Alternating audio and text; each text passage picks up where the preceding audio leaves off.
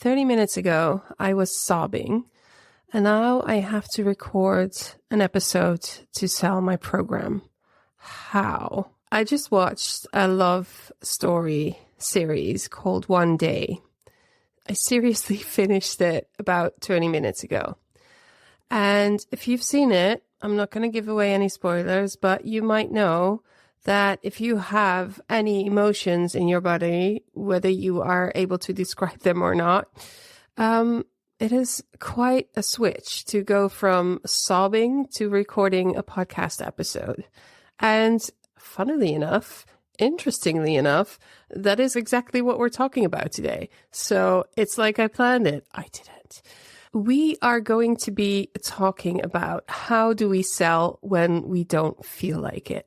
How do we sell when selling in general feels gross, icky, and yuck? Hello and welcome to Pattern Shift. My name is Saskia de Feiter.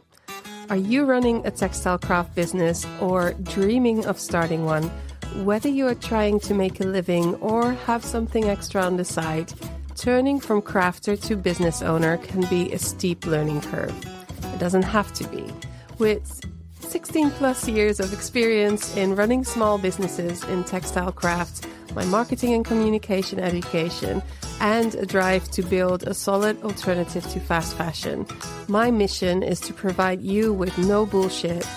Oh, I was supposed to say BS. Well, I said it. Actionable exercises and strategies in a language that makes sense to you, that you can implement right away so you can organize, build, and grow your business. Don't burn out before you even really get started. Build a solid base with the help of Pattern Shift Podcast and the Yavol community and its programs. So in this episode, we'll go through the following topics: mindsets and approaches to selling, viewing selling differently, understanding audience's needs, personal selling strategies, and dealing with stress and uncertainty. By the end of the show, hopefully you'll be inspired to look at selling in a different way and hopefully feel that you'll be able to do it in a manner that matches your energy level, emotional level, your style and your needs, as well as the needs of your audience. Before we start, don't forget to sign up for Pattern Shift updates and the Yavol Business Circle creative business tips and insights via the show notes. Go ahead. You can do that right now and sign up while you're listening. It takes just a minute. And while you're on the website, have a look at the Business Circle program because we're starting a few days from now, I think. Yeah, when this goes live. And there's still time to sign up. So if you want to do some deep work around who you are as a person, your needs as a private person and a business owner, and how to build a business around your needs and your values, basically do a really short 3-month MBA, a business education that is a lot more holistic and just picking the cherries off the cake, the things that you actually really need, and look at them through the lens of your personal needs so that you feel organized and have a plan and make strategies in a way that doesn't feel icky and that is totally supporting your lifestyle and your needs. So you can still sign up. Go ahead, go over to patternshift.fm and find the information on the Business Circle program. I'd love to have you and help you out like I've done with a bunch of other business owners that are really making changes in their business. So now let's go into today's episode. As you just heard me explain, I'm about to launch the 3rd cohort of the Yavol Business Circle program. The program is starting the 2nd week of March, and it's the biggest thing I do in a year. So it's a big deal. And my plan is always, I haven't done this very long. My plan is to launch a program cohort twice a year. I have done it 3 times so far, and every time it's been amazing. I love working with other small business owners in our industry, And it can be quite nerve-wracking, but I was able to build my business around my personal needs and the boundaries that I have set so that I can live a healthy, happy lifestyle. And that means doing some work beforehand. And this is exactly what we do in the business circle. So it's definitely a circle. It's very important to me that I can sell a thing, a program, whether that be knitting needles or a service. It's very important to me that I fully support what I sell, that I believe in it, that I believe that it makes a difference, that it can help people. And that's why I used to never sell people a certain type of needle, or I didn't sell row counters because I thought it's bullshit to sell row counters to people because there's free apps available. Like there's really actually no one I know that doesn't have a smartphone. So there was no point to me to sell row counters. That's the same with my services. There's no point in selling something which I don't fully support and believe in. And that is basically step one of how I make it possible for myself to sell in a way that feels authentic and what's the word in English? With integrity. So I've been able to do this to really slow down because I am privileged that way. I have a life where I'm able to do this and to take the time to figure things out. And so I wanted to share what I've learned with other people. And it's like, I don't know how many layers of circles are there. I'm learning how to run a business that's more aligned with my values, needs, purpose, and boundaries. And that business is all about teaching other people how to do that. So what I'm kind of doing is, it feels a little bit like housekeeping. So you hire my time so I can figure things out or do things for you that you don't really have the time to do while you're running your business. Yeah, I'm sort of a housekeeper for your business, I guess. I don't know. And that in the beginning felt really weird to sell that as a thing. But then again, it was what I needed. I felt like I needed a business coach or something because I didn't have a business education. I went to art school. I did marketing, communication, cultural sciences. So I definitely have a bunch of educations, but not a business education. I worked from when I was 15 and I never didn't have a job. Lots of restaurants, cafes, shops, different things, lots of experience, but not really a business education. So I still would have specific questions, and I definitely don't have a talent for bookkeeping, accounting, that kind of thing. My mind is just like fighting it. And so I needed help. I thought I needed a business coach, but then the thought of this, even when I Googled for it, like 250 euros an hour, some kind of guy, sorry guys, if you're listening, but I need to paint this picture here. Some kind of guy in a suit who uses words that you don't understand. And you're like, well, you don't know what I'm doing here. It's not about that.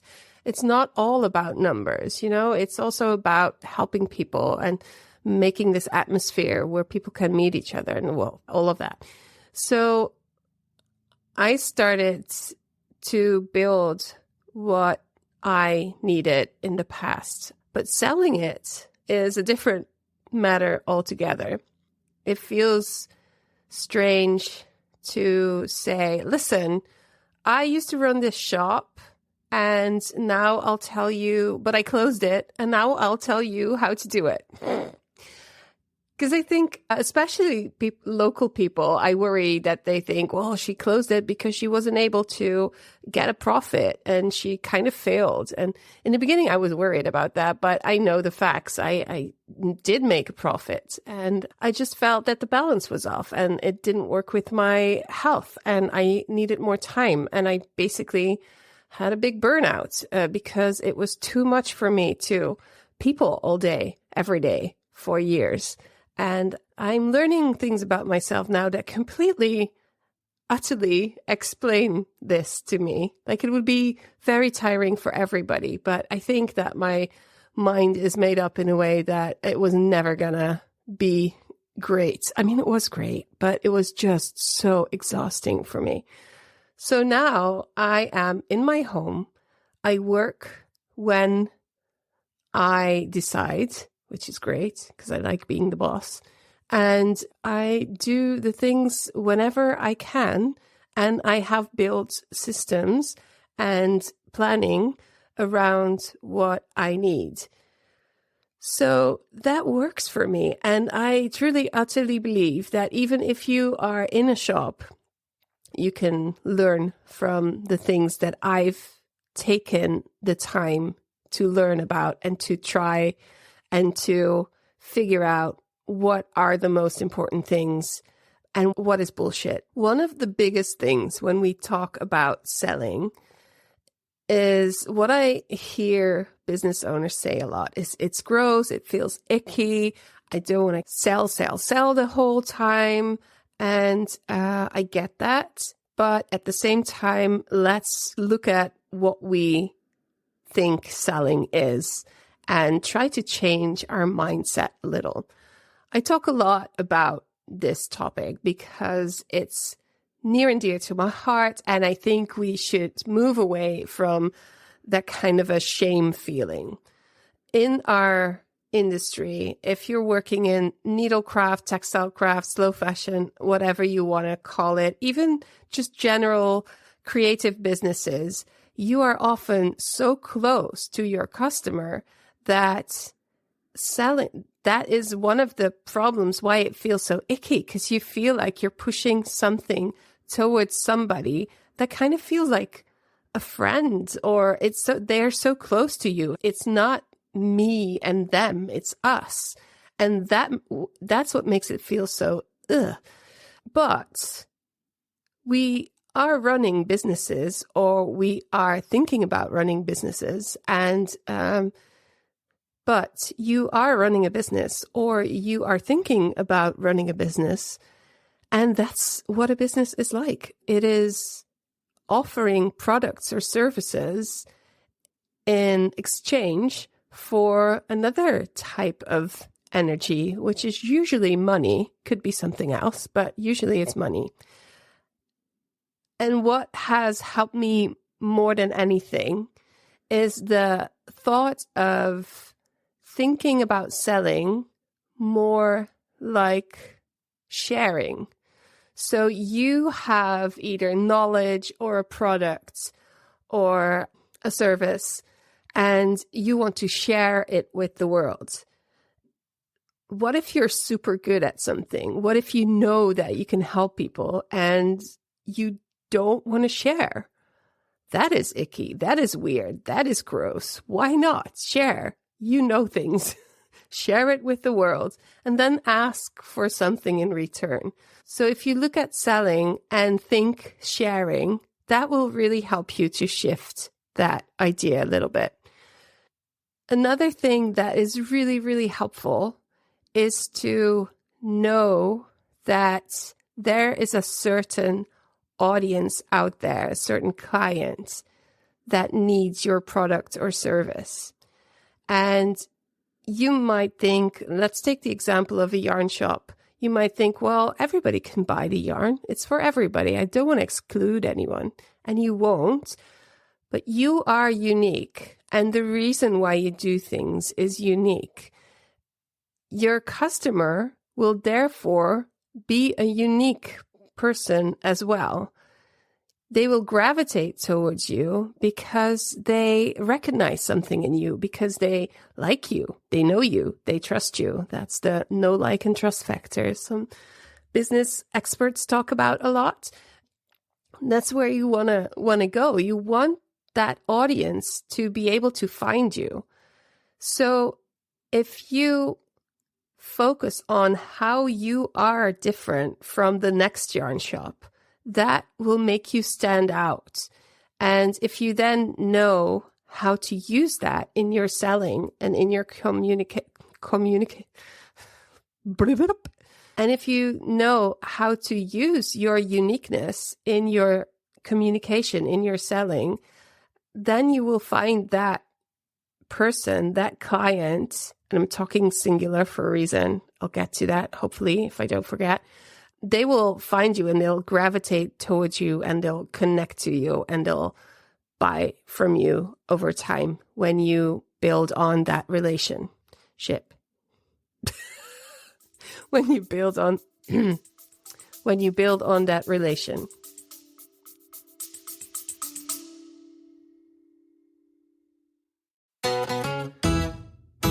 Hello, friends. I just want to say something to you quickly.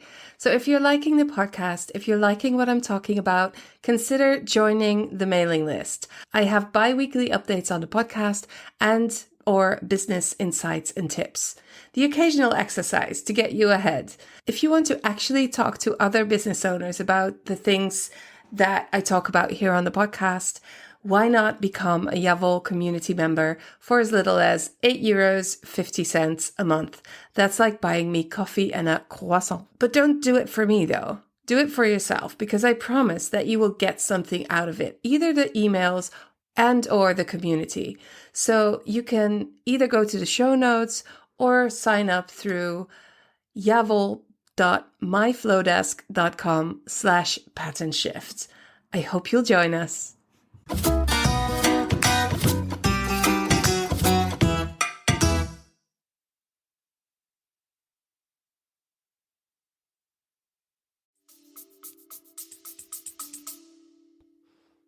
Sometimes I just want to leave this stuff in here because I think it's funny.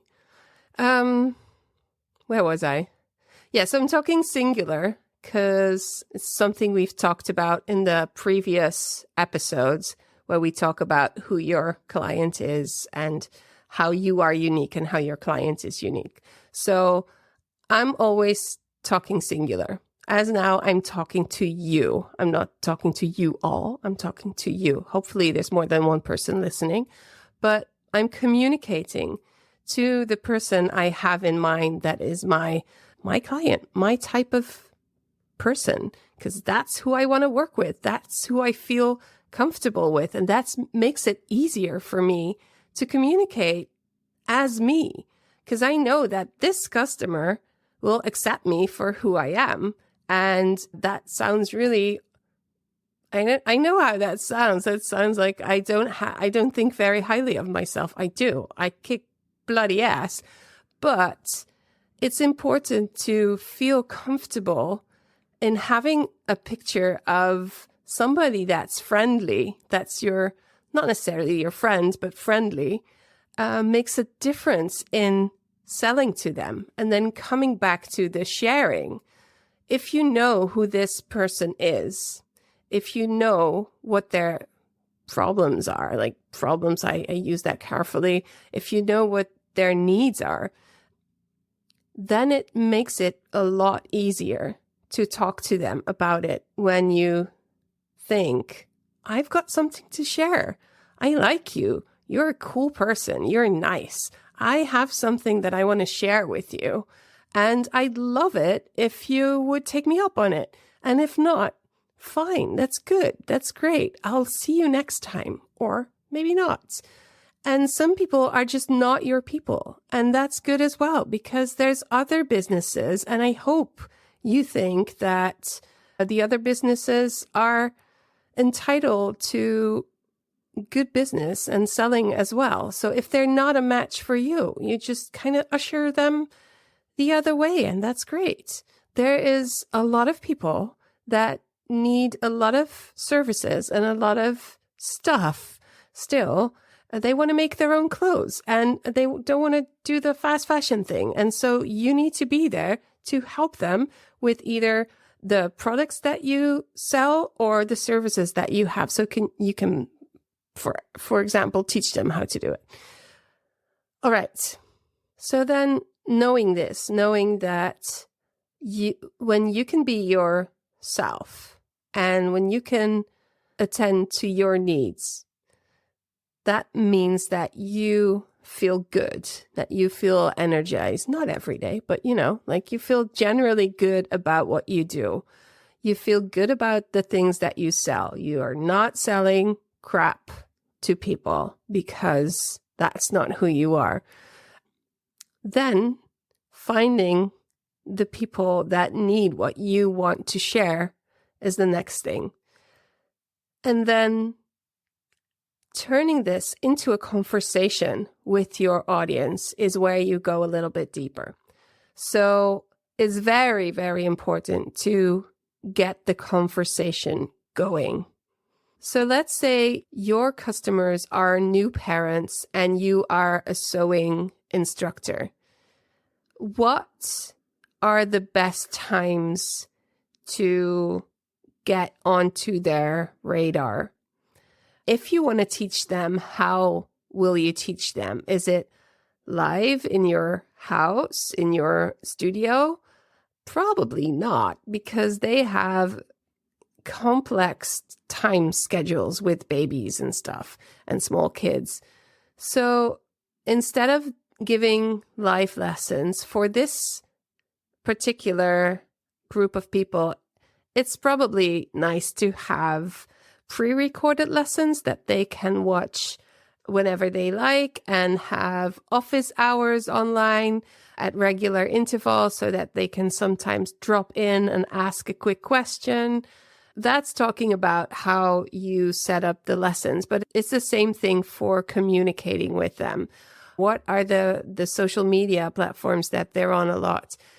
Are they even engaging with what you do at all, or do you kind of need to find them through other businesses, through local baby soap manufacturers? I don't know. I'm just thinking of different things here. So the point is that meeting them where they are at, but coming from where you are at. What can you do? If you are not the type to do live launches, like a lot of online service-based businesses do, that I'm holding up my hand now. I definitely am not that person. I thought I was gonna be. I was looking into it. I was taking courses around that whole vibe. And I thought, no, that's not me. I would be so nervous. That wouldn't be helpful for me at all. I'm confident, and I am confident about my ability to teach, my ability to research topics, and my experience level. I am more than proud of the program that I've built, but I don't see myself doing this whole, a webinar for people that you've never seen. Then there's probably one way that I would be able to do it, is that kind of webinar where you don't see people's faces and you just see the chat. And I would just move the chat away and imagine talking to one person, but I would be so nervous the whole time. And nerves are not bad. I mean, nerves are okay. That's not the thing. I just wouldn't feel good about it for a long, long time going up to the event. And that's not how I want to work. So I decided I'm doing it differently. What am I actually good at? What do I like doing? And where can I meet people? And where can they meet me in a space that feels good for both of us? And so for me, that is writing. And I spent quite some hours on this whole email sequence that I send out. I start selling about a month before the program starts. And of course, I'll mention it throughout the year, but the active selling, like, this is what I have. If you want it, go here. This is what it costs. This is what we do. You will be so happy you decided to do this. And I mean it. You will. I do that about a month before I start with the program. And the email sequence that I wrote, I thought of it as a magazine. And I'm giving people one page every day. And I also talk about it like that. I say in the beginning of that sequence, I say, there's a bunch of emails coming up about this program. This is about selling it. And I'll be as transparent as I can be. There's no reason why I can be fully transparent. I am. I even say I have an early bird price, which could be considered as non-ethical selling. But the reason that I do that is because I have to have an idea of the interest before I really start preparing. I need that. I need to know if anybody's coming, so I have enough time before I really get going. So that's another thing I implemented to make it easier for myself to sell. It also means that if I am not doing this webinar, because a webinar you need to sell the webinar as well, you know? And if you don't know what I'm talking about, what online business owners do a lot of the time is they give people a free workshop or a webinar, as they call it a lot of the time. But nowadays they're starting to use other words for it. And at the end, for the people that are there live, they'll get a discount to the full price or something. I don't think that's unethical. It's just not my thing. So I'm trying to find ways that work for me, which is writing. And I'm doing over the course of, I think it's going to be multiple years, but I'm doing different experiments on different social media platforms. So now I'm on Instagram, and I do a lot of selling on my stories, and every now and then I do a reel. I don't plan to do a reel. For some reason, I just post them, and I'm like, oh, this was supposed to be a story, and I'll just leave them. They don't even look like a reel. They're definitely just one picture with some information, and they're not reels. But, you know, you make a mistake and you run with it. So that's what I do now, and it feels good. And my next experiment, that's hard. Do it again. And my next experiment will be Pinterest. I will be focusing on Pinterest. And this might be my thing, because Pinterest is a search engine, and it doesn't have that whole don't like followers. It doesn't have that whole vibe that Instagram can have. I'm going to spend more time there. So, and that is another thing. You only have so much time to do things. So I won't be able to do everything perfectly. I don't like perfect anyway, but I have to choose. So for this business circle program launching period, I'm focusing on Instagram. The next one will be Pinterest. And while I focus on that in that period of time, I will make notes, I will learn, and the next time around, I can just pick the cherries. Like, this worked, this didn't work. I don't need to spend this much time. I can just do this. I can just set up this. And I mean, yes, it takes a little bit more time, but I will do it in a way that feels good to me, that doesn't stress me out, that is aligned with who I am and what I feel like at that moment, how much energy I have, because I treat it like a toolbox, and some tools are just not for me. Yeah, I'm not much into chainsaw, so don't give me a chainsaw, but I love high pressure water cleaner stuff. Like, I love it. So yeah, I just pick the tools that I like, and I'll high pressure the shit out of the launch, water pressure. I just won't chainsaw it, if you know what I mean. And I think you can do the same. All that you need is to be in an environment where you really take the time to think this through and do it in steps. And here I go again, because this is also part of the selling. I use my podcast to sell my program. I don't have any sponsors because I tried and I thought I wanted the webinar, but it doesn't fit with me. It's not my thing. And it's just too much clutter. It's not my thing. So I'm using this podcast to sell my product. And that's how I do it. And I will mention whatever I have on offer throughout the year, but I'll just dial in on it a little bit more in the months coming up to my program. So when I do have to record a podcast episode, which is today, because I'm going to have a crazy busy week and I need to do it today. And I just sobbed my eyes out when I watched that series, and I still have to go into recording an episode. So what do you do when you don't feel like it? And when you really do have to do something? Well, what helps for me is to listen to somebody else that is selling or teaching in a tone of voice that matches what I want to sound like. That is something I do anyways. I kind of mimic how people talk, not on purpose. It happens. And this could be used to my advantage.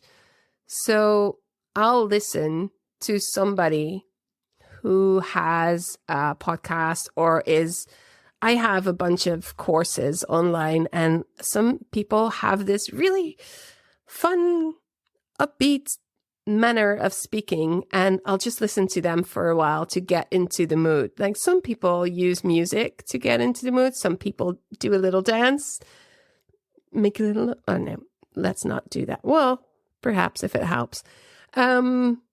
Yeah, that went a little bit too far. So yeah, I took a shower. I did my makeup. I mean, I've been recording my episodes with the intention of maybe turning them into YouTube videos. I don't know. This is another thing. I think I want to, and I just figure it out. I think it would be good if I recorded my podcast episodes and showed them on YouTube. That would be good, because that's another platform. And I already have the podcast on YouTube as sound files. But I just think it would be good. But I'm not sure if I'll be able to do it every time. I'm not sure if I can handle the extra work that comes with that or want to. I'm not sure if I want to be looking at my face every time that I'm recording, because actually I get distracted by myself. So I guess I could turn off the camera, but then I don't know what I look like. So that's also kind of a weird thing. So that's what I'm trying. It's a trial. I've been recording for, 5 episodes now. And I've shared some shorts, I think 1 or 2, on YouTube, on Pinterest. And the general idea is to work from one piece of content and then use it on different platforms so that you just focus on that one moment. And I like talking. I can talk. It's a little bit chaotic sometimes, but that's okay, because I know you are listening and you are the kind of person that doesn't mind. Otherwise, you wouldn't be listening. So that all feels safe to me. But I don't know. YouTube is another thing. So I'm trying it out and I'll see how it fits. And perhaps I will share my videos on YouTube, and perhaps I won't. So that would be my, the thing that I want to give to you in this moment is try on for size. What things do you like doing? How do you feel good? And if you're not feeling your best self, what are some of the things you can do to get into a good enough vibe to do it? Will you use another tool? Will you put on some music? Will you just be lipstick? It could be anything. When I sit down to record an episode, I've showered, I've put on makeup, maybe not brushed my hair now, but that's just the look. And I make sure that I wear my nice earrings, and it just helps with the vibe. Even though you might never see this video, it's fine. I do this for me so that I feel good about it. And if I feel good, I feel great about selling, because I'm not really selling. I'm sharing how I can be of help. And if you need my help, you will hopefully pick up on that. And you will think, well, this person, she knows what she's talking about. And she sounds like she's my kind of person. So let's sign up for her newsletter and keep her in the back of my mind. And that is what you can do right now. Just go to the show notes and sign up for the newsletter so you can keep me in the back of your mind. And every time I come back into your news, in your email box, you'll go, oh yeah, she's cool. She's cool. That program, that might be a thing for me. So let's keep an eye out on that one. So yeah, if you're stressed out and if things are challenging, there's still ways that you can show up and that you can sell your products or your service in a way that doesn't make you feel gross or icky. There's just some work that you need to do before that happens. So you know what kind of tools, what kind of platforms are the best spaces and places for you. And another thing, when you then sell something, celebrate it, feel great about it. Sometimes it's not as much as you would have hoped. Sometimes you don't reach your goals. That's okay. I mean, things change and sometimes it takes a little bit longer, but every win is a win and should be celebrated. I have been so nervous about the last 2 business circle cohorts. What if nobody wants to buy this? What would I do? Those are the questions that I go to bed with and I wake up with. And I've learned to think about it differently. If there's nobody taking this program, and if there's nobody in this cohort, well, that gives me a lot of time to figure out what are some more tools and platforms that I can use and how could I make something else more professional so I can connect with these people better. What I've also done, and this is back to communicating with your audience, is when I finish that email sequence, I send people a survey. And you'll think like, why would they ever answer this survey? Because this sequence is like 13 emails in 12 days. And you'll be interested to hear that it has an amazing open rate. Send it 2 times now. And they both were over 80% open rate, which is great for that kind of a sales sequence. So that was amazing. And then I'm curious, well, if you didn't buy, why didn't you buy? Tell me about it so I can make things different next time, or I can change things around. And last time I was so glad that I asked people because they were saying, the price is right. I completely want to do this. I love what you're offering, but I have been rebuilding my website. So that's where my budget went. Or I'm saving up for it. I'm not quite there yet. And that is amazing to know for me because I just want to know if people want it and need it. And if it's not now, then another time. And I'll just keep giving them information in the newsletters and in the podcast until they are ready. So yeah, that is all the different things that I use or think about when I'm selling to tell myself that it's not gross. So I'm not that webinar person that's talking about 6 digits and 6 zeros and all that kind of thing. That is just not me. I can tell you that I've helped people to make their business better. That is what I can claim in different ways. For some people, it was the program, the planning. For other people, it's the organizing. It's knowing things about their audience, their branding, their communication, their selling, all of that. It's different for different people. But if you're my kind of person, then we'll make things happen together. I can help you on a more holistic level. But then again, it's also quite practical. I mean, there's exercises and there's things to do. And by the end of it, your website might look different. You might actually send out your emails on a weekly, bi-weekly, monthly basis, but you'll have a plan there and a strategy. So if you feel like you are ready to do that, you have time to sign up for the Yavol Business Circle. I hope you will, because I can't wait to work with you. Let's go back and summarize what we've been talking about, because, oh my gosh, I can get places. And there's always a summary and there's always a written version of what I talk about. That is the show notes for this episode. So never you worry. So we talked about the different mindset we can embrace for our selling. We serve and we share. Maybe not think about selling in the way of, I need your money, but you help people, you serve, you share. Knowing what your audience's needs are and then catering to that, so important, because if you can be yourself and you can find your audience, then that takes away a lot of the ickiness around selling, because you know what they need and you know that you can help them.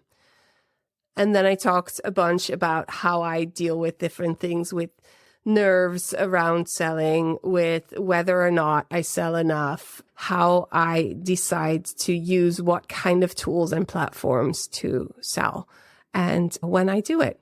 And that I use this platform, my podcast, to sell to you, and decided not to have any sponsors or other advertisements.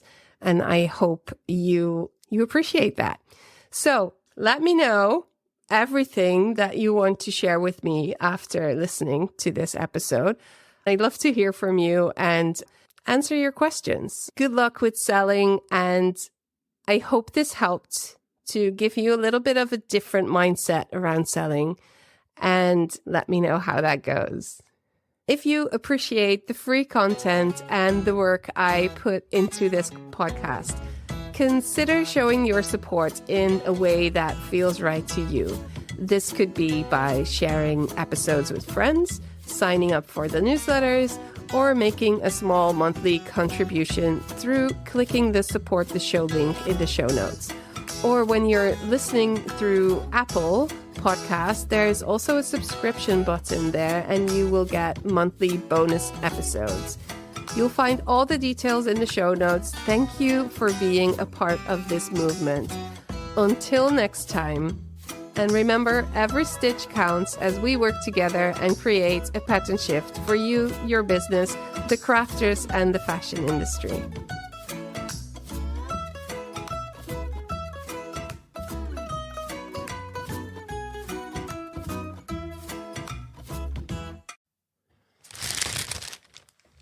Hi, I'm here with a quick reminder to tell you that the Yavol Business Circle, the new cohort, starts the first week of March. The early bird prices are now up on the website. So if you are ready to get to work with me, get shit done in your business, this is the time. Go to I don't know why I keep saying www. Go to ya-vol.com or even patternshift.fm and find all the information you need on the Yavol Business Circle. I hope you will join, because I can't wait to start working with you.